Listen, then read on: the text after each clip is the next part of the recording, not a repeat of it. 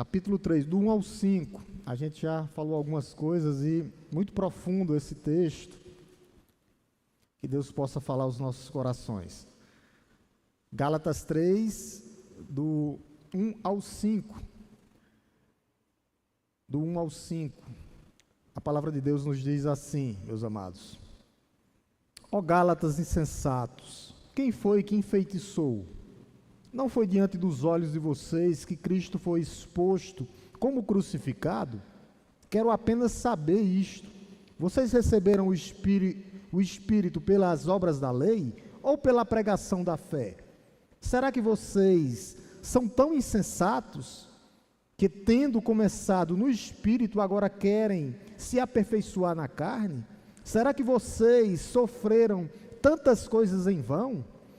Se é que na verdade foram em vão, aquele que lhes concedeu o Espírito e que opera milagres entre vocês, será que ele o faz pelas obras da lei ou pela pregação da fé? Amém, meus amados? Que texto maravilhoso, né? A gente vai partir hoje, é um dos textos mais contundentes do apóstolo Paulo aqui, né? E é um texto que o apóstolo Paulo está confrontando essa igreja da Galácia. O apóstolo Paulo totalmente tomado pelo Espírito Santo de Deus. E ele começa com uma dessas perguntas, que é uma pergunta devastadora ao coração da igreja, né?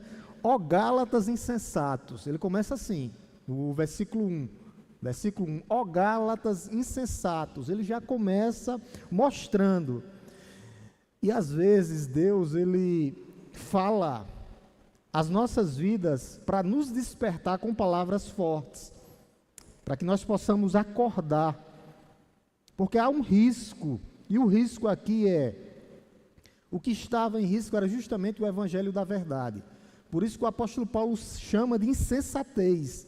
O que estava em risco era a graça que tinha sido derramada, o evangelho puro e simples, ser literalmente abandonado. E o apóstolo Paulo, ele entra no confronto aqui, falando diretamente para essa igreja, para mostrar que eles não poderiam voltar para o antigo, voltar para o passado.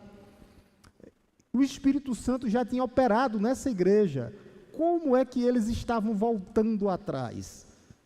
Por isso que ele chega com essas palavras, né?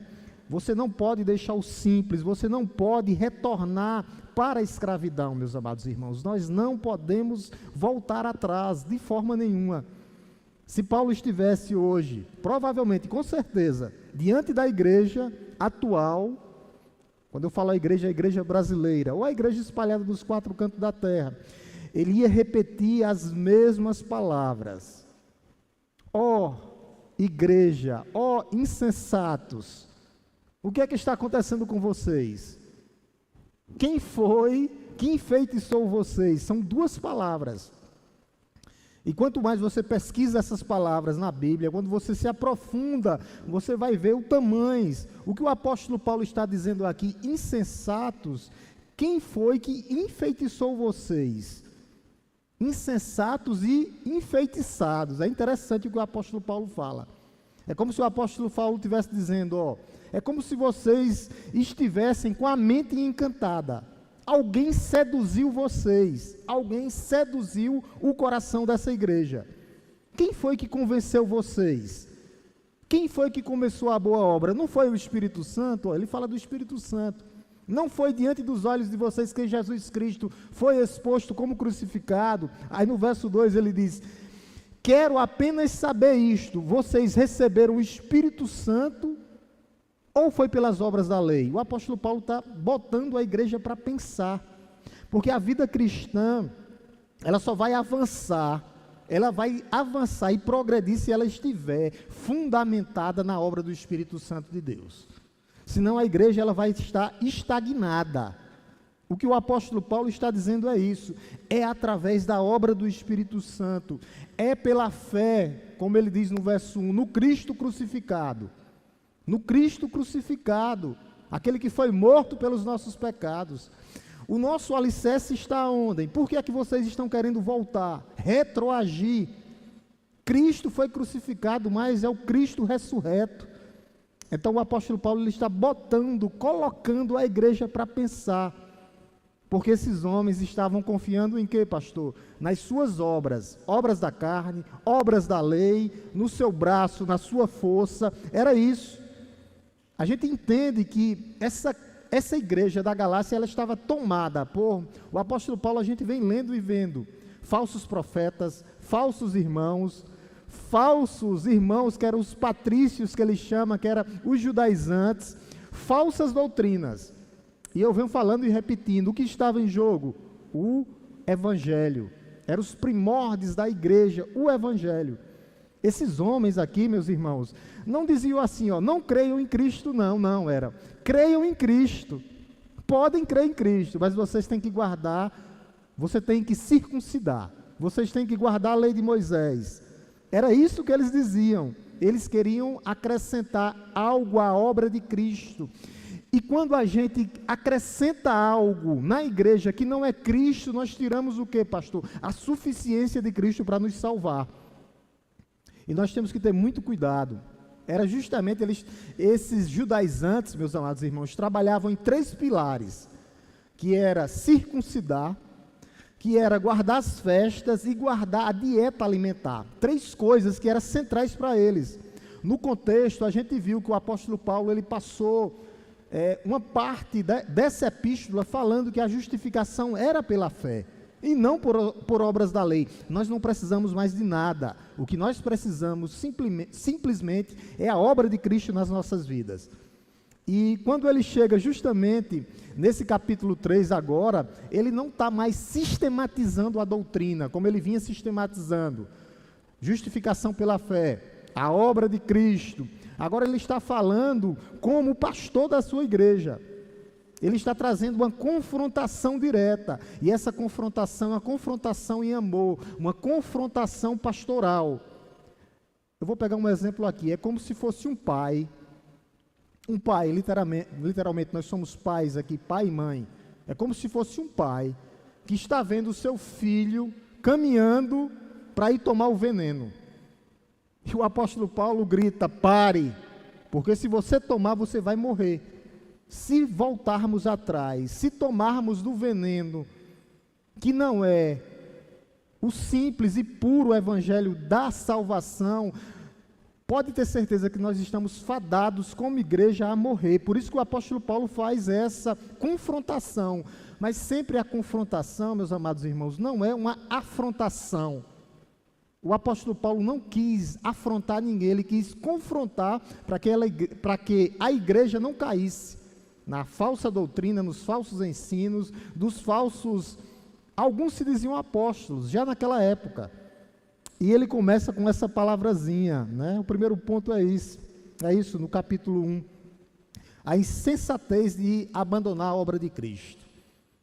Essa é uma palavra que vai dar pano para manga aqui, porque o apóstolo Paulo está chamando esses homens de insensatos, homens sem entendimentos, homens tolos. O apóstolo Paulo está dizendo isso. Homens irracionais. O que o apóstolo Paulo está dizendo é como se ele estivesse falando assim, vocês perderam completamente o juízo. Perderam o juízo. Não só o juízo espiritual, vocês perderam o juízo da sua vida. Vocês são insensatos.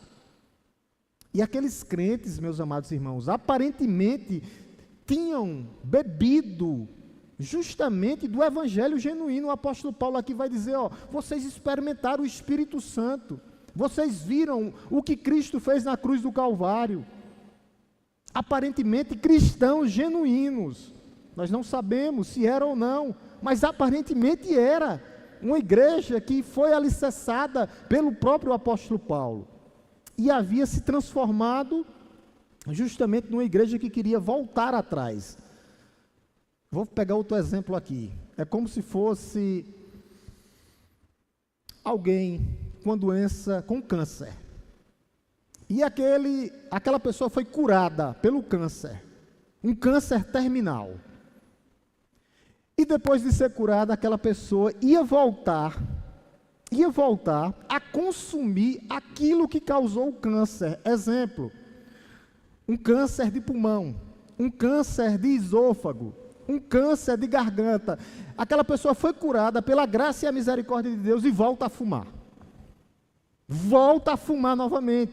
Ou um câncer de fígado, de estômago que está ligado. E a pessoa volta a beber. O que o apóstolo Paulo está dizendo é isso. Isso é totalmente insano, voltar atrás. Voltar aos velhos rudimentos. É insanidade. É loucura. A palavra é essa. Insensatez é loucura. Meus amados irmãos, que se encontram aqui hoje, a insensatez espiritual é uma das coisas mais perigosas que pode acontecer na vida de um cristão. E eu vou lembrar uma coisa aqui para os irmãos muito importante. Isso não é ignorância. Não é o tempo da ignorância. Esses homens conheciam a verdade. Conheceram a verdade, mas queriam o quê, pastor? Continuar no erro. Continuar no erro. Muitos conhecem a verdade e querem continuar no erro. É isso que o apóstolo Paulo está dizendo aqui. Isso é insano. Você ter conhecido a verdade que liberta e você escolher o erro, o falso, aquilo que não agrada a Deus. Você ter provado da graça de Cristo e você quer voltar atrás e abandonar o próprio Cristo. É isso. E quando nós olhamos para a palavra de Deus, a insensatez da humanidade nos dias atuais. Pastor, há insensatez hoje? Claro. E ela é manifestada de várias formas. A arrogância do homem, a rejeição à sabedoria divina. Muitos estão focados em quê, pastor? Na autossuficiência. Isso é insensatez. E isso vai trazer a distorção de coisas espirituais e consequências prejudiciais.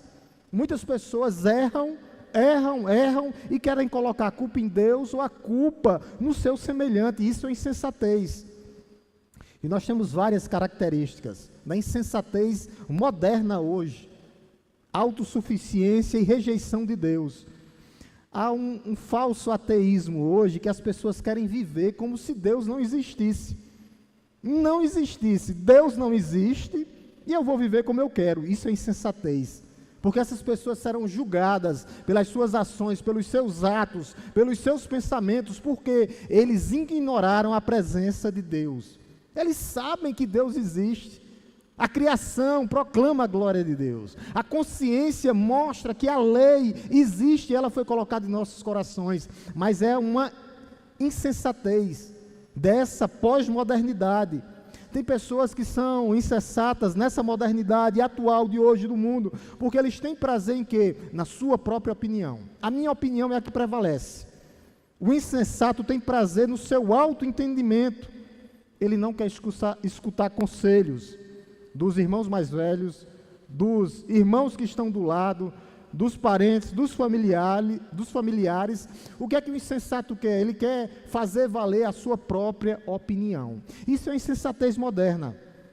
Eles fecham o coração para correção, fecham o coração para ouvir a palavra, guardar a palavra e viver a palavra, não querem ser aconselhados. Isso é insensatez. Dessa pós-modernidade, sim, pastor, é disso. Muitos vivem assim no mundo atual hoje.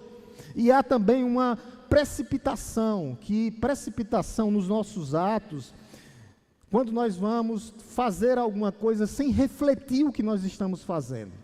Isso é insensatez. Ações precipitadas, sem reflexão. Tem pessoas que na hora de falar não contam até 10. E depois que uma palavra sai, não volta mais. Não volta mais. E nós temos que ter cuidado. Muitas pessoas não só fazem, porque depois que essa palavra sai, podem até desviar alguns daqueles que estão chegando na igreja de Deus, porque não tiveram prudência no falar, prudência no conversar, prudência. Tem muitas pessoas assim. E outra qualidade dessas pessoas insensatas, modernas de hoje é a irreverência. Essas pessoas, elas se tornam zombadores, escarnecedores, odeiam ser repreendidos, preferem a sua sabedoria humana. E às vezes, meus irmãos, a sabedoria humana, quando ele fala que insensatez, é justamente a palavra que está ligada à tolice. E os tolos, os insensatos, eles serão envergonhados. Serão envergonhados. Muitos, nessa pós-modernidade de hoje, eles têm confiança em quê, pastor? Na sabedoria mundana, não na sabedoria espiritual. Eles vão contra a palavra de Deus. Em vez de ouvir, de viver, eles estão olhando para o mundo. É o que o mundo pensa de mim, é o que o mundo acha de mim. Isso é insensatez. Homens que se tornam egoístas, homens que se tornam justamente sem sabedoria, porque eles estão olhando para a sabedoria do mundo, em vez de olhar para a sabedoria do alto, do céu. Resultados hoje desastrosos que acontecem hoje. Totalmente, é um desastre hoje. A consequência da insensatez. Isso é o que? Ruína. Ruína. Vai trazer o que na vida do crente? Desgraça. É como se fosse aquilo que Jesus falou: o homem, em vez de construir a sua casa sobre a rocha, construiu sobre a areia. É insensatez. Nós temos vários, meus amados irmãos, eu coloquei alguns aqui, vários exemplos de homens, profetas e mulheres que foram insensatos. Quem não lembra de Nabal, que era marido de Abigail, que depois Abigail casou com Davi, conhecido como homem rude, teimoso e desrespeitoso. Ele ignorava os conselhos da sua mulher, da sua família. E o que foi que aconteceu? Ele quase destruiu sua família. Muitos hoje, por causa da insensatez, por causa da teimosia, estão o quê? Destruindo a sua família. Destruindo a sua família. Outros homens conhecidos, há vários. Saul foi conhecido, um homem insensato, ambicioso, arrogante. Acabou fazendo o que, pastor? Se suicidando.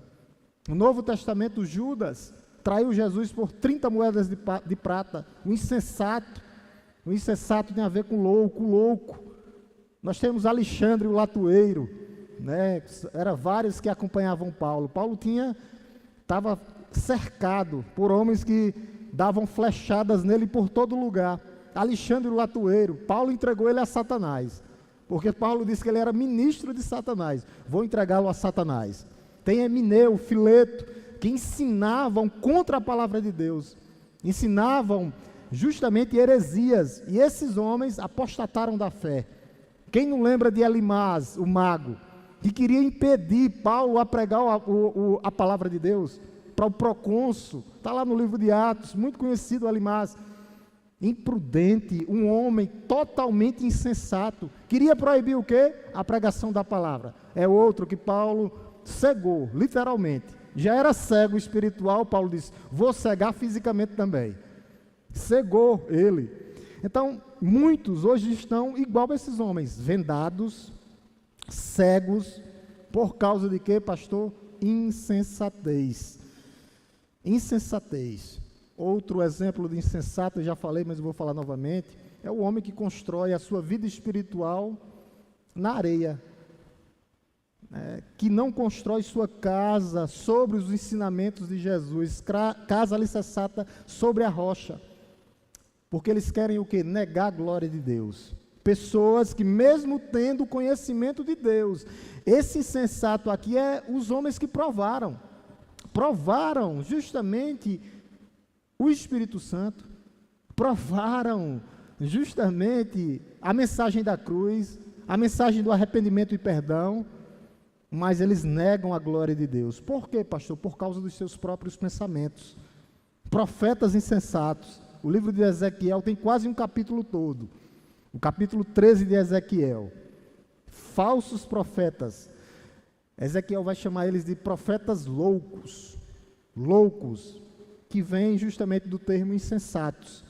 Você pode ler do capítulo 13, do 3 até o 16, é só falando desses profetas.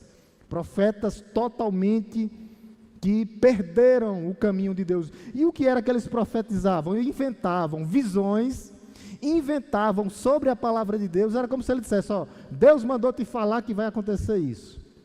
Há um julgamento, porque Deus nunca autorizou eles falarem no seu nome.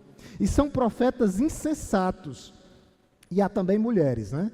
É só ver a parábola lá do sábio Salomão. A insensata que destrói a sua casa e a sábia que edifica a sua casa. Uma destrói com a sua própria mão, outra o que edifica o lar. Lá Em 2 Timóteo, no capítulo 3, o apóstolo Paulo vai falar de mulheres insensatas que se deixam levar por todo tipo de desejo. O desejo está na mente dela, o engano está na mente dela. E, mais uma vez, Salomão, agora já em Eclesiastes, ele fala de mulheres que agem como uma armadilha para desviar o homem do caminho. Então, você vê que é todos os lados, homens, mulheres, profetas, que estão vivendo como pessoas insensatas, pessoas que não agradam a Deus, pessoas que estão totalmente além, ou aquém, aliás, do que a palavra de Deus diz. E ele agora vai falar justamente isso. Ele fala, ó Gálatas insensato, ele vai dizer, quem foi que os enfeitiçou? Primeiro ele faz uma afirmação, né? A gente vê aqui a exclamação, ó Gálatas insensato. Aqui é uma afirmação que ele faz. E agora ele faz uma pergunta retórica. Quem os enfeitiçou? Quem enfeitiçou? A palavra aqui é fascinação, ou enfeitiçar, lançar mal olhado. No grego é isso a palavra, não pega não em crente não, viu? Mas o apóstolo Paulo, ele é irônico, ele diz, quem lançou mal olhado sobre vocês? No grego é isso o significado da palavra. Quem lançou mal olhado sobre vocês? Porque vocês estão agindo como se estivesse debaixo de um feitiço. O apóstolo Paulo diz isso, estão enfeitiçados.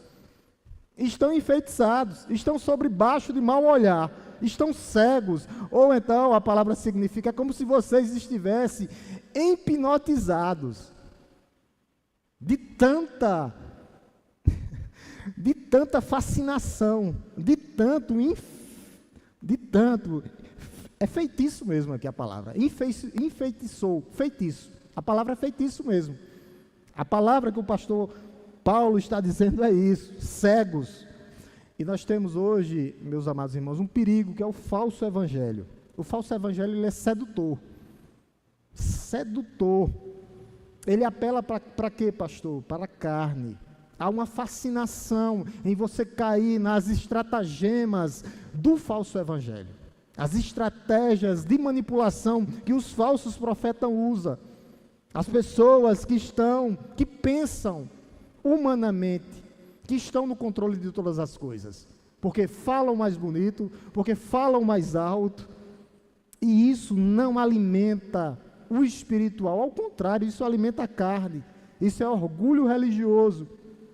Tem pessoas que pensam assim, olhe, o tanto que eu sou dedicado, quantas regras eu sigo, como eu sou espiritual. Isso é o perigo do falso evangelho, a fascinação pelo falso evangelho, representa um perigo hoje para a igreja brasileira. A igreja brasileira está caindo, justamente nessas estratagemas. Nós temos que cuidar. Muitos estão preferindo o homem, o eu, o ego, e perderam foco em Cristo. Mensagens centradas no homem.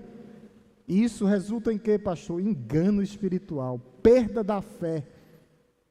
Muitas pessoas têm perdido, e isso vai acarretar em quê, pastor? Consequências eternas.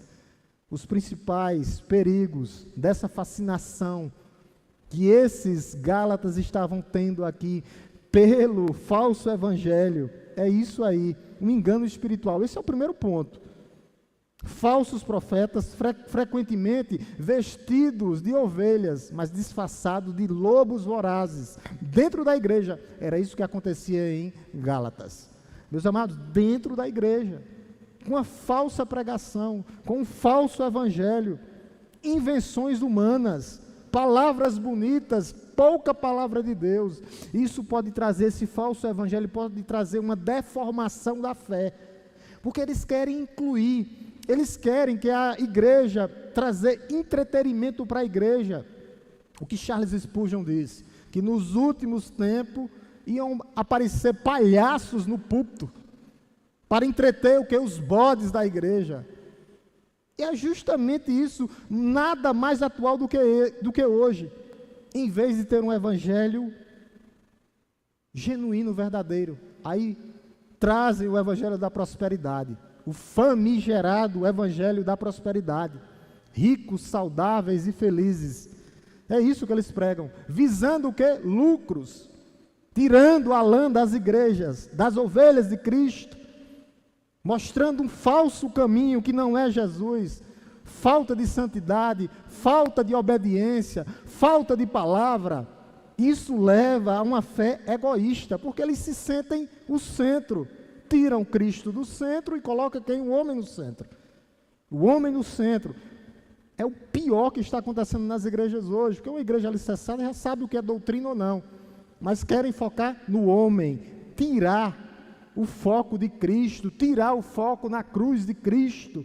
Muitos fazem isso, e a perda do foco, a perda do arrependimento, igrejas que não querem mais pregar sobre cruz, arrependimento, não querem mais pregar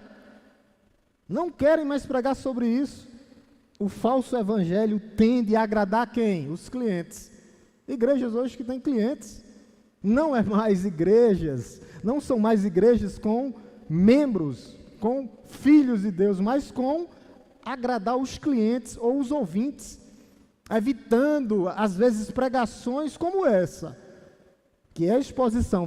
Quando você prega todo o texto, uma hora vai cair nisso aqui, para agradar os ouvintes. Não falam mais de pecado, não falam mais de obediência, não fala mais do negue-se a si mesmo, tome sua cruz e siga Jesus, o que impede a transformação da igreja. E isso vai trazer o quê, pastor? Uma arrogância, uma confusão dentro da igreja. Aqueles que ensinam falsas doutrinas, meus irmãos, são movidos pela arrogância, Em vez de buscar compreensão e trazer isso para a igreja, envolve a igreja em quê? Em controvérsias. É mais fácil eu trazer uma controvérsia aqui e lançar uma controvérsia ou trazer discussões inúteis. Muitas pessoas dentro da igreja vivem disso. Controvérsias, discussões inúteis, que geram o quê? Atrito dentro da igreja. A igreja de Coríntios acontecia isso. A comunidade, dentro da comunidade de fé, o perigo está aqui. Não é fora da igreja, não, é na comunidade. Por quê? Porque se envolve em discussões sem nexo, sem valor, inúteis. E isso tudo vai trazer o quê? Essa fascinação, esse feitiço dessa falsa doutrina, o desperdício de vida. Muitas pessoas estão desperdiçando tempo. O evangelho é sobre tempo. Nós temos tempo. O tempo é agora para pregar a palavra de Deus. O tempo é agora e nós não podemos desperdiçar a nossa vida, meus amados. Muitos estão desperdiçando com coisas temporais, em vez de focar o nosso tempo. Hernandes diz aqui, eu até anotei, que tempo é salvação. Tempo é salvação. Frase de Hernandes diz logo, tempo é salvação. Porque o tempo para nós pregarmos é hoje. O tempo para as pessoas ouvirem é hoje. E muitos estão o quê? Perdendo tempo. Perdendo tempo com coisas temporais ou triviais, ou sem nexo, ou vazias, ou sem propósito. Nós podemos colocar aqui uma coletânea de coisas que as pessoas estão perdendo tempo. Como se proteger de tudo isso que nós falamos? Primeiro, da insensatez, da primeira afirmação, ó Gálatas insensatos, e da segunda, quem enfeitiçou vocês? Palavra. A palavra de Deus, as escrituras sagradas continuam sendo a autoridade da igreja. A melhor defesa contra o falso ensino é o que, pastor? A palavra de Deus, o verdadeiro. Aquela coisa que o livro também, Hernandes diz, como é que você conhece a nota falsa? Conhecendo a verdadeira. Como é que nós conhecemos o falso evangelho? Conhecendo o genuíno verdadeiro. E como é que nós conhecemos tudo isso? Como é que nós nos protegemos, pastor? Através da palavra. É a palavra. E isso não é um conhecimento trivial da palavra, não, é aprofundamento. Aí nós estaremos firmados. Quanto mais alicerçados, quanto mais profundo você estiver na palavra de Deus, mais alicerçado. A primeira coisa é isso. Você vai estar alicerçado contra falsas profecias, contra falsos profetas, você vai estar alinhado à vontade de Deus através da palavra de Deus, tá? Mesmo sendo rejeitado pelo mundo, mas alinhados à vontade de Deus. Uma coisa que nós temos que prestar atenção é, dentro da igreja, né, a vida da pessoa. A vida da pessoa tem que frutificar para a glória de Deus. Frutificar, às vezes, meus amados irmãos, é abandono. Às vezes é dificuldade, mas nós estamos fazendo para a glória de Deus. Por isso que nós temos que examinar os frutos dessas pessoas que estão alicerçadas no meio da igreja do povo de Deus. Jesus disse, né? Pelos frutos conhecereis as árvores, a árvore. Então nós conhecemos através do fruto, vida com Deus. Nós somos verdadeiramente aquilo que Deus diz que nós somos. O caráter de Deus, viver uma vida não é perfeição, mas é uma luta constante, para que nós não possamos cair no engano e na hipocrisia. Foco é Cristo. Nós passamos agora, completamos 508 anos da Reforma Protestante, e o foco era 5 alicerces: fé, somente Cristo, somente a graça, glória somente a Deus. Então o foco é esse, não mudou. O verdadeiro evangelho é centrado em Cristo. Na obra, sim, de quem? De Cristo, não na nossa. A obra perfeita e completa de Cristo. Nós não podemos perder o foco. Qualquer coisa que diminua ou inclua alguma coisa é distorção da verdade. Por isso que o apóstolo Paulo, eles estavam querendo diluir ou aumentar, trazendo algo novo. E nós temos que buscar dia a dia santidade, através dessa sã doutrina aqui. Sã doutrina. Timóteo falou lá, Paulo falou para Timóteo, nós devemos instruir a igreja, corrigir em amor. Corrigir em amor. Tudo que se desvia dessa palavra de Deus aqui é um falso evangelho. Inclui ou tira alguma coisa, é um falso evangelho. Nunca foi cristianismo. O cristianismo não é isso. Isso aqui é o que o apóstolo Paulo disse, é feitiçaria. É feitiçaria. É insensatez religiosa. É fascinação. É orgulho religioso. É orgulho humano. É trocar Cristo pela nossa própria obra. É trocar a graça de Deus pelo mérito humano. Nunca foi sobre isso. Por isso que o apóstolo Paulo termina essa primeira parte aqui falando justamente do foco. Agora ele entra. Não foi diante dos olhos, aqui ó, parte 3 do versículo 1. Não foi diante dos olhos de vocês que Cristo foi exposto como crucificado. Aqui é a mensagem central do evangelho. Diante dos olhos de vocês, tudo que eu ensinei a vocês, Cristo crucificado, exposto como crucificado, ressurreto dos mortos. Aqui é o coração do evangelho. E aqui é o coração do problema também. O apóstolo Paulo havia pregado Cristo crucificado de forma vívida, de forma clara, de forma poderosa, que era esse o estado que eles tinham aprendido dele. É como se Paulo estivesse como Isaías aos pés da cruz, vendo a morte de Cristo, sabendo o que Cristo fez, ele crucificado. E ele vai trazer uma palavra aqui, exposto, que Jesus Cristo foi exposto diante de vocês. Aqui ele está dizendo, ó, eu preguei publicamente, aos olhos de vocês, vocês viram, é como se eu tivesse pintado um quadro maior, mostrando toda a história. Todos vocês ouviram que Cristo foi crucificado. A pregação de Paulo nunca foi filosofia barata, filosofia humana, massagem no ego, nunca foi. A mensagem que Paulo estava pregando aqui era de Cristo crucificado. E Cristo crucificado envolve o que? Sangue. Cristo crucificado envolve o que? Expiação de pecados. Cristo crucificado envolve o que? Propiciação. Cristo crucificado envolve o que? Vitória sobre o pecado, sobre a morte e sobre o inferno. Cristo crucificado. Essa era a pregação do apóstolo Paulo. Era essa, uma pregação transformadora e real. Por isso que é isso que vai nos manter, é isso que vai nos sustentar, para que os ventos de doutrina não nos levem, meus amados irmãos. Pastor, quem perde? Quem não vem? Quem perde, pastor? Quem não está se alimentando? Quem perde, pastor? Quem não lê a palavra de Deus? Quem perde, pastor? Quem não ora? Quem perde, pastor? Quem não medita na sã palavra de Deus? Quem perde, pastor? Quem não está em comunhão, em unidade, no meio do povo de Deus? É uma perca espiritual. E o apóstolo Paulo aqui está confrontando sobre a cruz de Cristo, justamente é um contraste. Com o que, pastor? Com orgulho humano, ou com a filosofia barata, abstrata, que não leva nada a ninguém. Não leva. Cada ponto mencionado aqui descreve um ponto vital, quando ele diz, não foi diante de vocês, diante dos olhos de vocês, que Jesus Cristo foi exposto como crucificado. É uma pergunta retórica, porque eles sabiam da resposta. Resposta, Cristo crucificado. Foi assim que eu expus para vocês, exposição, por isso que nós expomos. O apóstolo Paulo fez uma exposição da palavra de Deus, do caminho da cruz, como Cristo foi crucificado. A mensagem central enfatizava o que, pastor? Salvação, crucificado. É isso que nos dá salvação, morte na cruz, é isso. Não obras da lei, nunca foi.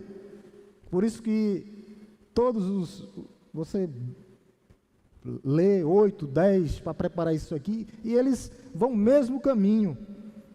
É um evento único histórico da salvação humana, acessível a todos, pastor, a todos. Chegará um tempo que não vai dar mais tempo, por isso que é todo aquele que nele crê, para haver salvação. Esse evento único histórico, por isso que tem a ver no que eu falei, sangue, se refere a sacrifício. Seu filho, a cruz, exposto, crucificado, derramou seu sangue. Para quê, pastor? Remissão de pecados, pagamento, remissão de pecados. No Antigo Testamento, os sacrifícios de animais, vocês sabem que cobriam momentaneamente aquele pecado. Todo ano tinha que fazer expiação, Aqui não, foi um sacrifício único que Cristo ofereceu. Cruz, exposto, crucificado. Por isso que tem a ver, toda vez que vemos cruz, ligamos a quê, pastor? A sangue. Para oferecer a purificação pelos nossos pecados, purificação completa. Pastor, o que é que tem a ver? Cruz tem a ver com dor, a via dolorosa. Nós não cantamos aqui direto, naquela via dolorosa. É isso, era dor. Quando fala em paixão, a paixão de Cristo é dor. O nome paixão, em latim, é dor, sofrimento, angústia. Dor, o que Cristo passou. Isso vai demonstrar a realidade do peso do pecado que Ele levou sobre si, meus amados, para que nós pudéssemos estar hoje aqui. É o que nós chamamos do sacrifício vicário, suportando os nossos pecados, em favor de todo aquele que nele crê. Tem a ver também, quando nós falamos de cruz, tem a ver com substituição. Não só é pagamento pela penalidade, mas tem a ver também com substituição. Não era nossa a cruz? Então é pagamento pelas nossas penalidades e substituição. É isso. Foi isso que Cristo fez por nós. E envolve principalmente o amor. Toda vez que você ouvir cruz, tem a ver com isso. Sacrifício, amor, redenção, dor, purificação, mas amor sacrificial. Sacrificial. Um amor incondicional. Todos os teólogos são unânimes. A maior demonstração de amor de Deus pela humanidade, entregar seu filho, um amor que doa completamente. Quem pode fazer isso, né, meus amados irmãos? Se doar completamente. Aqui é o amor que nós chamamos incondicional, sem reservas. É o amor doado, o amor dado, o amor pela sua graça. E vai trazer também o que acontecia, o que nós chamamos de expiação, o ato de reparar, ou o ato de cobrir completamente. No Antigo Testamento, aspergia sobre a Arca da Aliança, e nas cortinas, tinha as cortinas, era sangue para todo lado. A Arca da Aliança tinha as cortinas, sangue, para cobrir momentaneamente. Só que a morte de Cristo é diferente. ela traz cobertura eterna, purificação eterna dos nossos pecados, removendo a barreira entre nós e Deus. Com essa expiação agora nós temos acesso. Quando foi que o véu foi rasgado? O véu foi rasgado quando Cristo disse: está consumado. Acesso. A partir dali não precisa mais de sacerdotes. Nós é que somos os sacerdotes santos. O acesso agora é direto ao Pai. Vai direto a Ele, ao Pai. Ao Pai direto. Removeu a barreira da separação e nós temos acesso direto a Ele.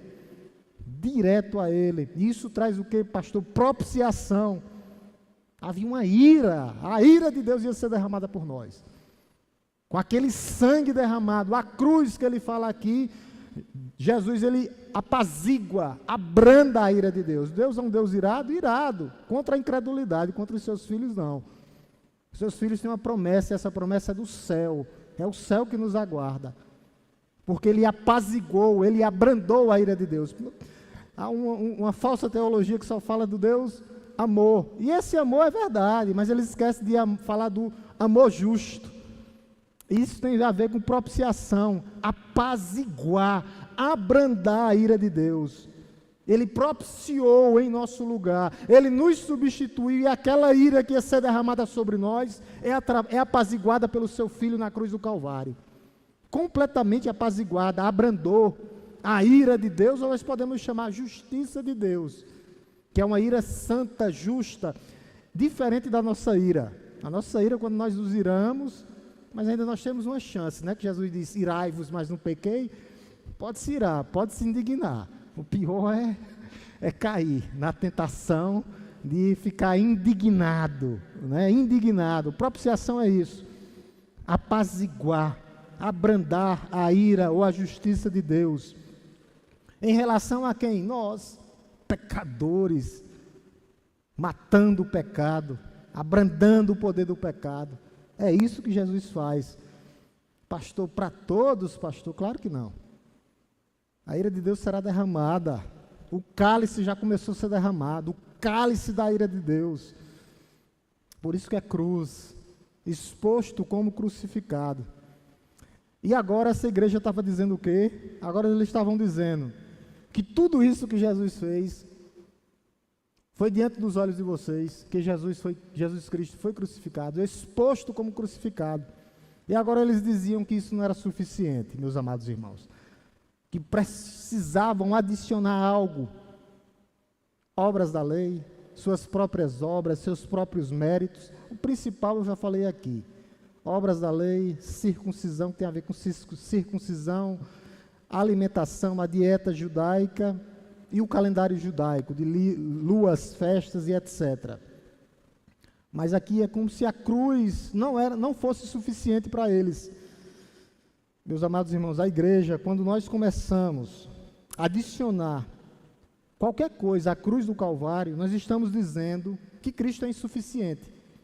Sabe o que é que nós estamos fazendo? Nós estamos fazendo aquilo que os fariseus fizeram e a multidão fizeram. Estamos cuspindo em Cristo. No dia que nós negarmos isso aqui e aumentar alguma coisa, ou um sábado,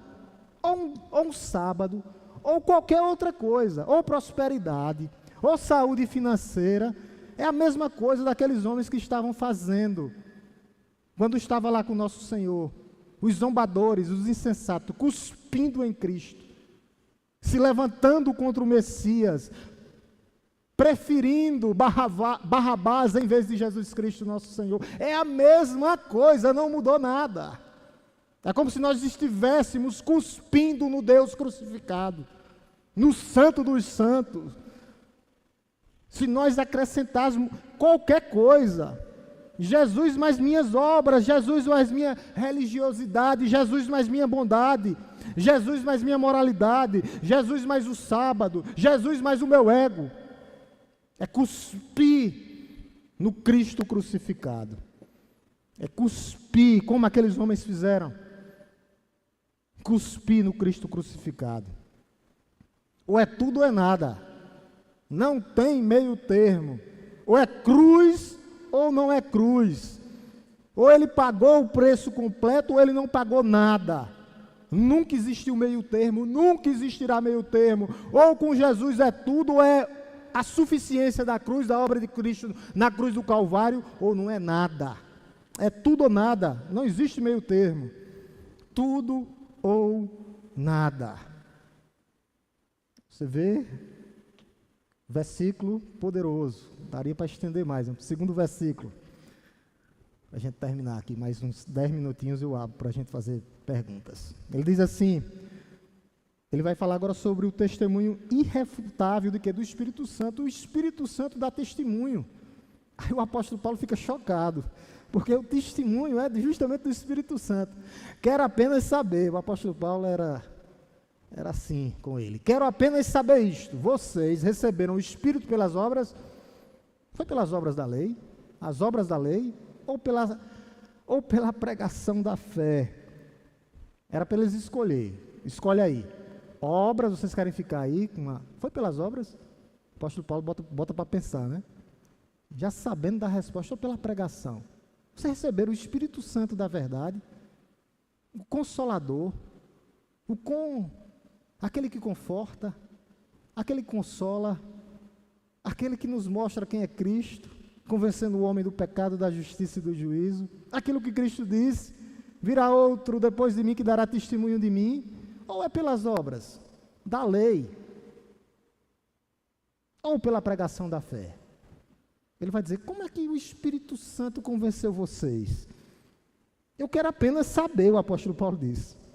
Eu quero apenas saber disso, saber justamente isto. Algumas Bíblias têm nisto, disto, ou isto. Eu quero saber somente isso. Isto. Paulo agora ele apela, justamente, ele traz um chamado, aqui uma chamada, a experiência deles, né? A experiência que vocês tiveram, de convencimento.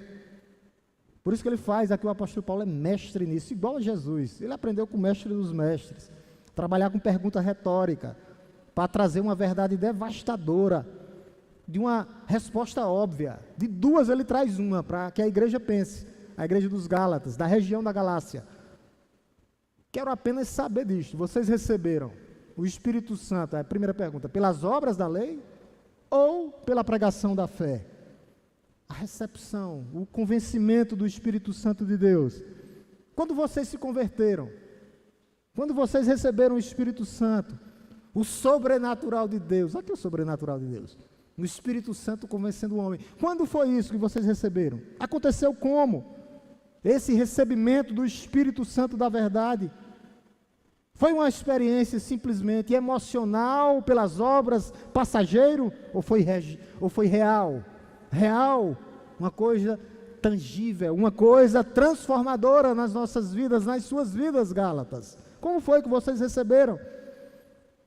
O Espírito Santo, meus amados irmãos, é a marca que nós somos filhos de Deus, a saber.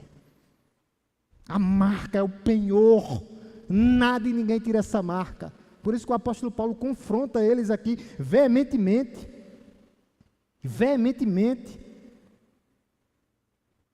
Vou pedir a Vanessa para colocar aqui para a gente ler junto com a igreja. Romanos 8, 9. Isso aqui eu tenho que ler com a igreja.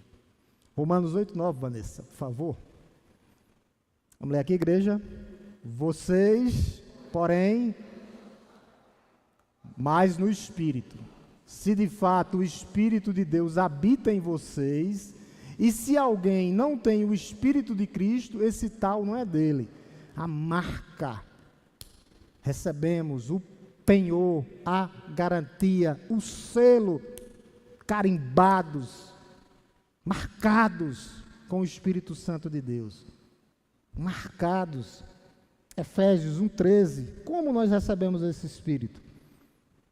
Efésios 1, 13 e 14. Vamos ler, amada igreja. Nele em Cristo, viu? Vamos lá, igreja? Nele também vocês, depois que ouviram a palavra da verdade, o evangelho da salvação, tendo também nele crido, receberam o selo do Espírito Santo da promessa. Versículo 14. O Espírito é o penhor da nossa herança, até o resgate da sua propriedade, em louvor da sua glória. Que texto, hein, meus irmãos? Que texto é esse? Todas as garantias. Por isso que o apóstolo Paulo confronta: vocês têm tudo. Vocês já são de Deus. Se vocês receberam o Espírito Santo, são de Deus. Se não receberam, não são dele. Disse lá em Romanos. Agora ele diz aqui a confirmação. A confirmação, não. Vocês receberam o Espírito Santo, tendo nele crido, ouvido a palavra da verdade, o evangelho da salvação. Vocês receberam o Espírito Santo da promessa, a promessa que ele fez lá no Antigo Testamento, Ezequiel, que derramaria o Espírito Santo da verdade. Não só Ezequiel e Abacuque, que o justo viverá pela fé, e o comprometimento da palavra de Deus lá em Joel 2, que se concretiza em Atos. O Espírito Santo sendo derramado. Primeiro o Espírito Santo derramado nos judeus, depois nos samaritanos, depois nos gentios, e para fechar nos apóstolos de João Batista, e fechou. Por isso que não é sobre línguas estranhas, era para fechar, é um livro descritivo, descreve 4 momentos, fechou ali. Aí o apóstolo Paulo agora nas suas epístolas mostra como é que nós recebemos. O Espírito Santo, versículo 13, volte aí, Vanessinha. Tendo nele, versículo 13, tendo também vocês, depois que ouviram a palavra da verdade, o evangelho da salvação, aí tem que crer, ó, responsabilidade nossa. Tendo nele também crido, aí, depois que crê, quem crê somos nós, receberão o selo do Espírito Santo da promessa, selados, o penhor da nossa herança, é o Espírito Santo de Deus em nós. É assim que nós vivemos, não podemos retroagir, não, podemos passar por fases difíceis, isso é natural, nessa caminhada, mas retroagir não, voltar não, aos velhos rudimentos de forma nenhuma, ao velho homem, ao velho eu, foi morto e crucificado com Cristo, e agora nós temos a promessa, o penhor como futuro glorioso que é a eternidade, que aguarda a igreja. Essa é a garantia, penhor, garantia. Isso é um termo que a gente sabe que vem da advocacia. Penhor, está penhorado, está garantido. Penhor, garantia, selado, ninguém toma mais. Apesar que do jeito que está hoje no Brasil, né? Mas com Deus eu duvido tomar. Não toma, porque nós fomos selados. Nós temos um futuro glorioso garantido para a glória dele e por meio dele, meus amados irmãos. Como eles receberam? A pergunta é simples. Como vocês recebem o Espírito Santo? O apóstolo Paulo, voltando lá, Vanessinha, para o versículo 2, ele vai falar justamente isso, né? Ele faz essa pergunta, quem apenas, versículo 2, quero saber apenas isto, vocês receberam o Espírito pelas obras da lei ou pela pregação do Evangelho? A pergunta é simples, como nós recebemos? Foi pelo sábado? Não, obras da lei. Sábado era obras. Foi porque nós somos, Renatinho vai ser circuncidado agora. Foi pela circuncisão? Não, obras da lei. Foi pelas leis alimentares ou dietéticas? Não. Foi através de rituais? Não. Foi por nós sermos bonzinhos ou boas pessoas? Não. A resposta, como foi, pastor? Pela pregação da fé. A pregação de Cristo. E ele mostrou no capítulo 1, e ele crucificado, mas ressurreto. Vive e reina para todo sempre. Está no meio da igreja. A fé vem por ouvir e ouvir a palavra de Cristo. A palavra de Cristo. É pela fé. Eles ouviram a palavra. Ouviram a pregação de Paulo, o evangelho da verdade. Depois receberam o Espírito Santo. Por isso que ninguém recebe se não ouvir. Às vezes nós somos românticos, né? Quem mora lá na Conchichina, vai um pregador para lá, pode ter certeza. Vai um pregador para lá, Deus vai levantar um pregador para ir. Não só para lá. Coreia do Norte, tem pregador batista lá. É porque não pode divulgar. Senão, cabeças rolam. Mas aonde for, é pela pregação, não mudou. Não mudou. Pela pregação, eles creram no Evangelho, receberam o Espírito Santo. Não houve obras, não houve bondade, não houve mérito, não houve esforço humano de forma nenhuma. Foi graça, favor imerecido, graça, pregação e a graça de Deus sendo derramada. É isso, e foi simplesmente assim, o Evangelho puro e simples. Não mudou, não mudou. Deus nos dá novas estratégias, mas não muda nada. Estratégias Ele nos dá, mas o Evangelho não mudou. Entra ano, sai ano, a palavra é a mesma, a pregação é a mesma. Cristo crucificado, mas ressurreto dos mortos. E eles têm que ouvir, e têm que crer, para serem selados, para serem carimbados. Vou ficar por aqui. Vou ficar por aqui, a gente volta depois um pouquinho, relembra o versículo 2 e vamos para frente. O texto é belíssimo, o texto. Se alguém quiser fazer alguma pergunta ou algum complemento, fiquem à vontade. Se não, a gente ora e vamos para os nossos lados. Gonzaga quer fazer um complemento? Gonzaga, fica à vontade. Gonzaga. Fascinação. É feitiçaria mesmo, viu? Vou pegar aqui o coisa, que ainda nós temos 10 minutos, Gonzaga, dá tempo. Depois a gente ora. Palavra fascinação. Tem umas bíblias, fascinação, feitiçaria, mas está tudo ligado, é a mesma palavra. Gonzaga vai fazer um complemento aí, em nome de Jesus. O perigo da fascinação, né, Gonzaga? Exatamente. A gente observamos, quando a gente vai lá para o Éden, a gente viu como foi que aconteceu a queda do homem, né? A palavra de Deus vai nos descrever que Adão viu a fruta, viu que era desejada ao coração e se fascinou por ela. É verdade. A gente observa no Novo Testamento o próprio apóstolo Pedro, quando os irmãos judeus chegaram, ele, para agradar os judeus, foi fascinado por seu próprio desejo de agradar os irmãos, que teve que ser repreendido ao vivo. Por sorte dele, Paulo estava ali, talvez tivesse outro discípulo, não tivesse falado, mas Paulo chamou a atenção.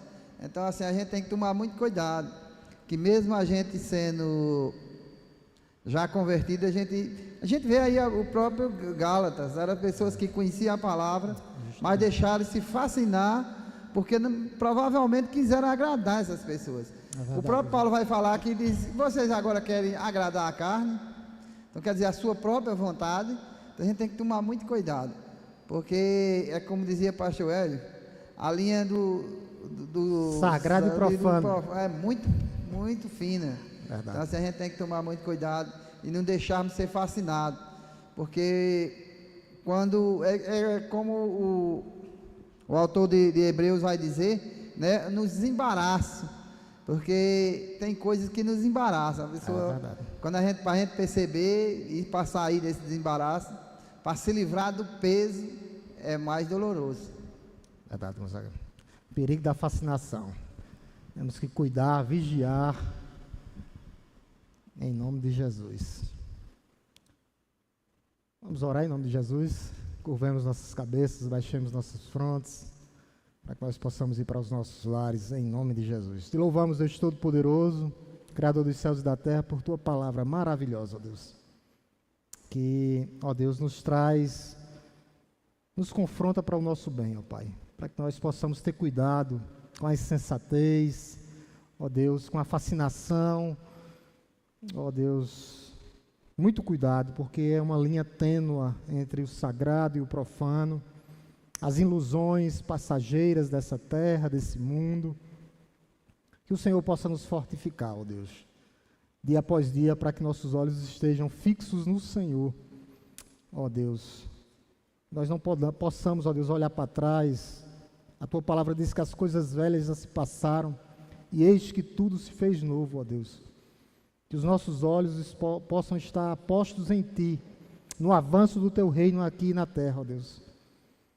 Que o Senhor, ó Deus, possa tirar qualquer venda que tiver nos nossos olhos, ó Deus. Para que nós não venhamos, ó Deus, cair, ó Deus, nesse embaraço ou nessa insensatez que a Tua palavra, ó Deus, vem nos revelando, vem nos mostrando, ó Pai, qual o caminho certo a seguir. Muito obrigado, Senhor, por essa noite. Obrigado, Senhor, pela vida de cada um que se faz presente. Obrigado, Senhor, pela vida da Tua igreja. Que nós possamos ter um restante de semana, Pai, abençoada e abençoadora. Que nós possamos, ó Deus, a cada fala nosso, a cada caminho que nós venhamos seguir, ó Deus, que nós possamos glorificar o Teu nome com as nossas vidas. Nos leve em paz, ó Deus, para os nossos lares, no nome santo e poderoso do nosso Senhor e Salvador Jesus Cristo. Deus nos abençoe, meus amados. Deus nos abençoe, em nome de Jesus.